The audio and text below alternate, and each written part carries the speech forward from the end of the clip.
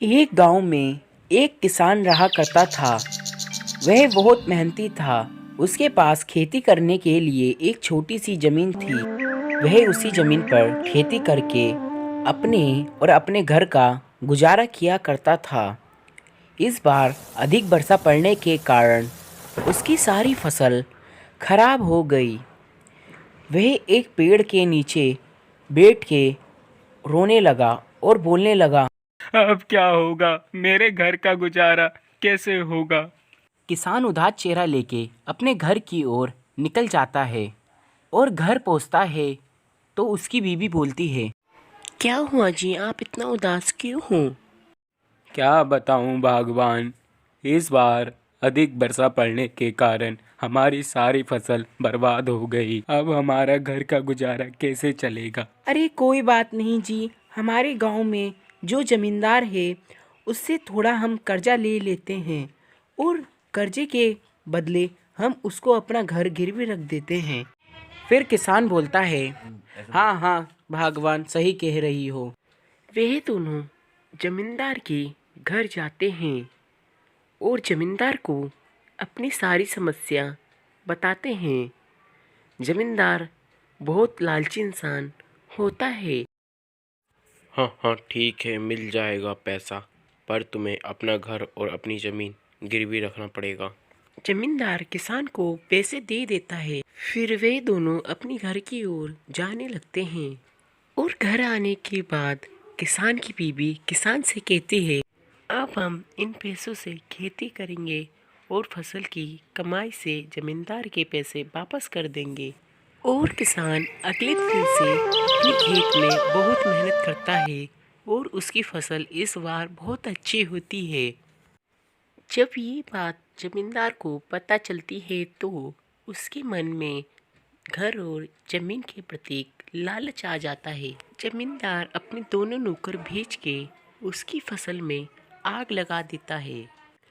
तो जमींदार खुशी से नाचने लगता है और वह बैठ जाता है और सोचता है कि अब किसान की जमीन और घर मेरा हो जाएगा।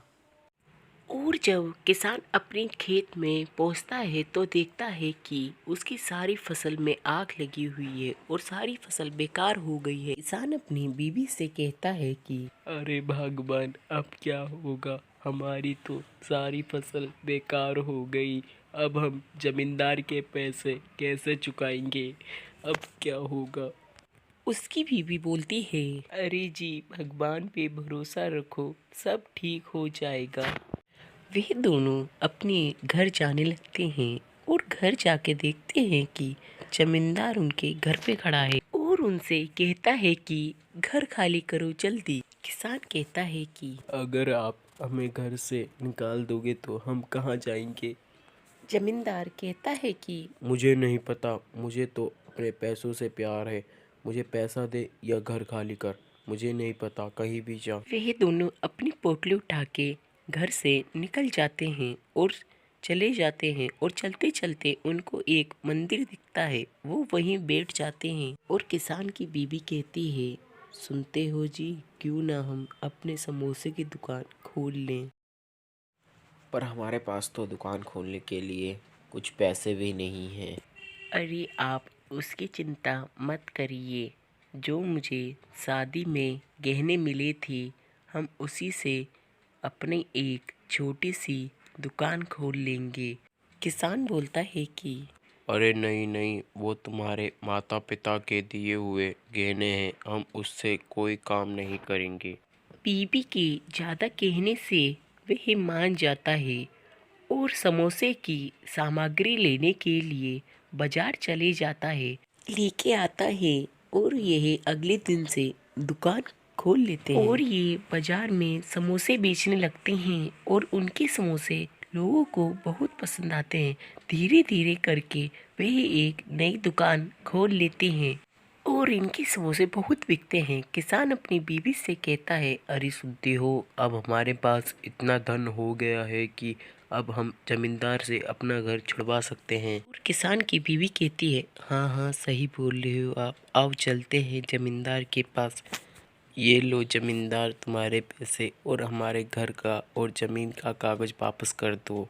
जमींदार बहुत शर्मिंदा होता है और उन्हें सारी बातें सच सच बता देता है।